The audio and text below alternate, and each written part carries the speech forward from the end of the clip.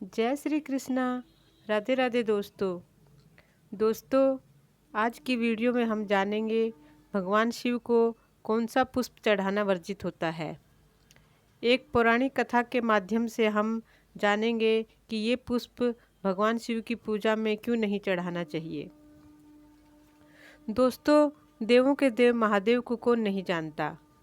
मात्र एक लोटे जल से प्रसन्न हो जाने वाले भोलेनाथ भगवान की पूजा में विशेष तामझाम की आवश्यकता नहीं होती। एक बेलपत्र और एक लोटा जल ही पर्याप्त होता है, परंतु भक्तों की चाह होती है कि वे अपने भगवान को धूप दीप पुष्प नैवेद्य आदि से पूजा करके उन्हें खुश करें और जो चीज़ उन्हें प्रिय हैं वे चीज़ें उन्हें अर्पित करें। किसी भी देवी देवता की पूजा में पुष्पों का विशेष महत्व होता है। पुष्प सृष्टि की एक सुंदरतम रचना है जो हर किसी को प्रिय होते हैं। पृथ्वी पर नाना प्रकार के सुंदर पुष्प खिलते हैं, जिनसे आकर्षित होकर देवी देवता भी पृथ्वी से पुष्प लेने और उनका सौंदर्य देखने आते हैं।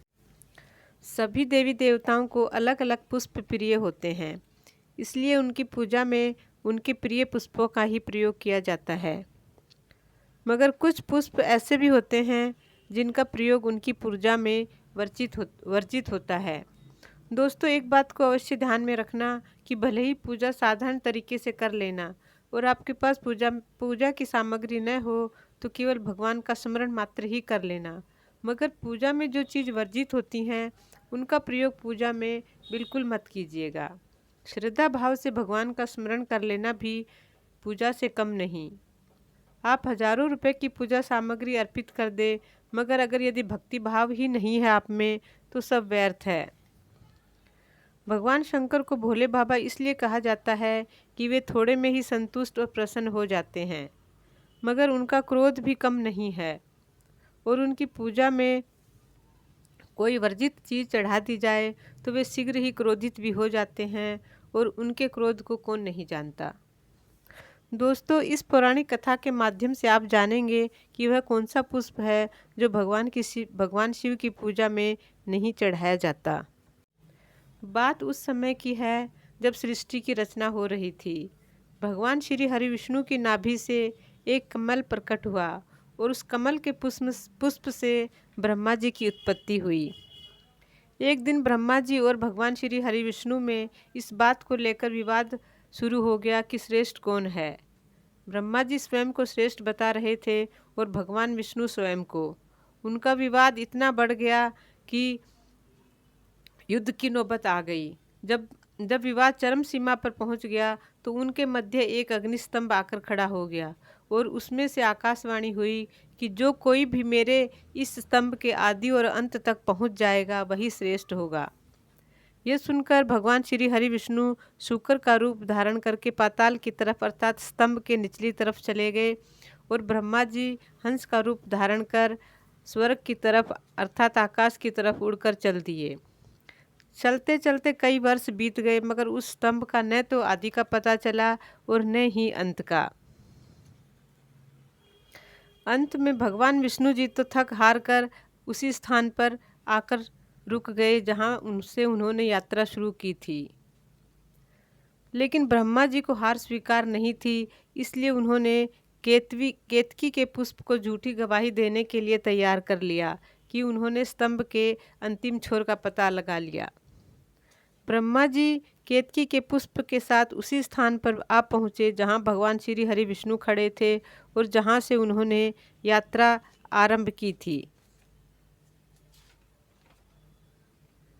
विष्णु जी के पास आकर ब्रह्मा जी ने कहा कि उन्होंने इस स्तंभ के अंतिम छोर को प्राप्त कर लिया है और इसका साक्षी ये केतकी का पुष्प है। केतकी के पुष्प ने भी ब्रह्मा जी का साथ दिया और झूठ ही कह दिया कि ब्रह्मा जी ने इस स्तंभ के अंतिम छोर को पा लिया है। दोस्तों, वह स्तंभ कुछ और नहीं स्वयं सदाशिव ज्योतिर्लिंग स्वरूप में प्रकट हुए थे और वह सृष्टि का पहला शिवलिंग था। ब्रह्मा जी के झूठ बोलने पर भगवान सदाशिव को अत्यंत क्रोध आया और उन्होंने ब्रह्मा जी को श्राप दिया कि इस सृष्टि पर तुम्हारी कोई पूजा नहीं करेगा और केतकी के पुष्प से कहा कि झूठी गवाही देने के कारण मैं तुम्हें अपनी पूजा से वंचित करता हूँ।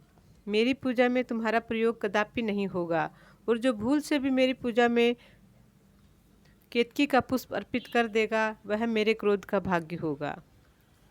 तो दोस्तों, जैसा कि आप सभी जानते हैं कि इस पृथ्वी पर ब्रह्मा जी के मंदिर न के बराबर हैं। जितनी पूजा अर्चना भगवान शिव और श्री हरि विष्णु की होती है उतनी ब्रह्मा जी की नहीं होती। यहाँ तक कि पूरे भारतवर्ष में ब्रह्मा जी का केवल एक ही मंदिर है। तो दोस्तों, वह केतकी का ही पुष्प है जो भगवान शिव की पूजा से परिचित होता है। इसलिए इस पुष्प को भगवान शिव की पूजा में भूलकर भी नहीं चढ़ाना चाहिए, अन्यथा आपको भगवान शिव की कृपा मिलना तो दूर उनके क्रोध का भागी बनना पड़ सकता है। तो दोस्तों, जानकारी पसंद आई हो तो वीडियो को लाइक और शेयर अवश्य करें, और महादेव के भक्त हैं तो कमेंट बॉक्स में हर हर महादेव लिखना न भूलें। मेरे चैनल पर नए हैं तो मेरे चैनल को सब्सक्राइब करें और बेल बटन को दबाएं ताकि आगे आने वाले वीडियो की नोटिफिकेशन आपको मिलती रहे।